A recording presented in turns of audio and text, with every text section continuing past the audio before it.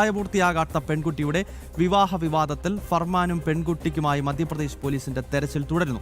പെൺകുട്ടിയുടെ മൊഴി എടുക്കണമെന്ന നിലപാടിൽ ഉറച്ചു നിൽക്കുകയാണ് മധ്യപ്രദേശ് പോലീസ്. പെൺകുട്ടിയെ ഹാജരാക്കണമെന്നും താമസത്തിന് സൗകര്യം ഒരുക്കിയവർക്ക് നിർദ്ദേശം നൽകിയിരിക്കുകയാണ്. മിഥുൻ അയ്യപ്പൻ കൊച്ചിയിൽ നിന്ന് വിവരങ്ങളുമായി ചേരുന്നു. മിഥുൻ, കേരള പോലീസ് ഈ വിഷയത്തിൽ വലിയ അലംഭാവം കാണിക്കുന്നുണ്ട്. എങ്ങനെയെങ്കിലും ഈ കേസ് അങ്ങ് തേച്ചുമാച്ച് പോട്ടെ എന്ന നിലപാടാണ് കേരള പോലീസിനുള്ളത്. പക്ഷേ മധ്യപ്രദേശിൽ ആർജവമുള്ളൊരു സർക്കാരുണ്ട്. അതിനാൽ മധ്യപ്രദേശ് പോലീസ് കേരളത്തിലെത്തി ക്യാമ്പ് ചെയ്യുകയാണോ? ഈ പെൺകുട്ടിയെ കണ്ടെത്തി ഇതിന്റെ നിജസ്ഥിതി അറിഞ്ഞിട്ടേ ഞങ്ങൾ തിരിച്ചു പോകുമെന്ന നിലപാടാണോ മധ്യപ്രദേശ് പോലീസ് സംഘത്തിനുള്ളത്?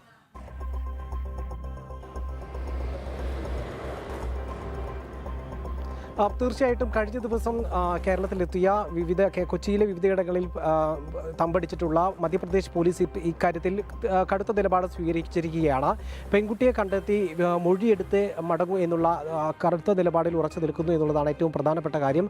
അതേസമയം തന്നെ പെൺകുട്ടിയും ഫർമാനും മധ്യപ്രദേശ് പോലീസുമായി സഹകരിക്കാൻ യാതൊരു വിധത്തിലും തയ്യാറാകുന്നില്ല എന്നുള്ളതാണ് ഈ ഒരു ഘട്ടത്തിൽ മനസ്സിലാക്കാൻ സാധിക്കുന്നത്. പെൺകുട്ടിയെ ഏതു വിധേനയും ഹാജരാക്കണമെന്ന് ഈ പെൺകുട്ടിക്കും ഫർമാനും ഇവിടെ താമസ സൗകര്യം ഒരുക്കിയ ആളുകളോട് നിർദ്ദേശിച്ചിരിക്കുകയാണ് മധ്യപ്രദേശ് പോലീസ്. അവർക്ക് പെൺകുട്ടിയെ ഹാജരാക്കാമെന്നുള്ള നിർദ്ദേശം നൽകിയിരിക്കുന്നു എന്നുള്ളതാണ്.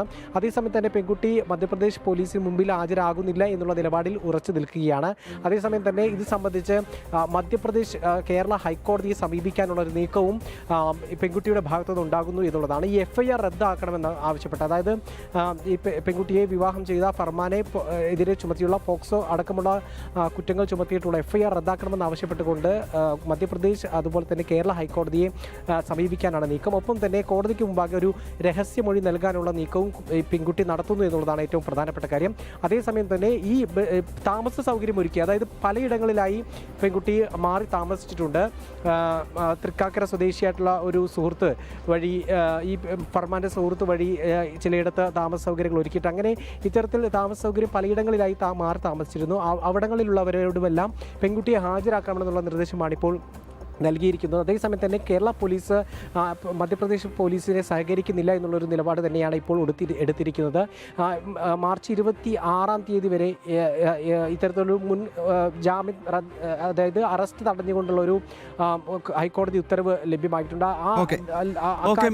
മധ്യപ്രദേശ് പോലീസ് ശക്തമായ നിലപാടുണ്ട്. ഈ വിഷയത്തിന്റെ നിജസ്ഥിതി അറിഞ്ഞിട്ടേ അവർ തിരിച്ചു പോകൂ. മാത്രമല്ല, ഈ പെൺകുട്ടി ഇപ്പോഴും മിസ്സിംഗ് ആണ്. അതിനാൽ തന്നെ കൃത്യമായ അന്വേഷണം നടത്തുക എന്ന ലക്ഷ്യത്തോടു കൂടിയാണ് MP പോലീസ് ഇവിടെ എത്തിയിരിക്കുന്നത്. കഴിഞ്ഞ ദിവസം കൊച്ചിയുടെ വിവിധ ഭാഗങ്ങളിൽ അവർ പരിശോധന നടത്തി. പക്ഷേ വളരെ ദൗർഭാഗ്യകരമെന്ന് പറയട്ടെ, കേരള പോലീസിന്റെ ഒരു സഹായവും മധ്യപ്രദേശ് പോലീസിന് ലഭിക്കുന്നില്ല എന്ന വസ്തുത ആണ്. മിഥുൻ അയ്യപ്പനാണ് വിവരങ്ങളുമായി ചേർന്നത്.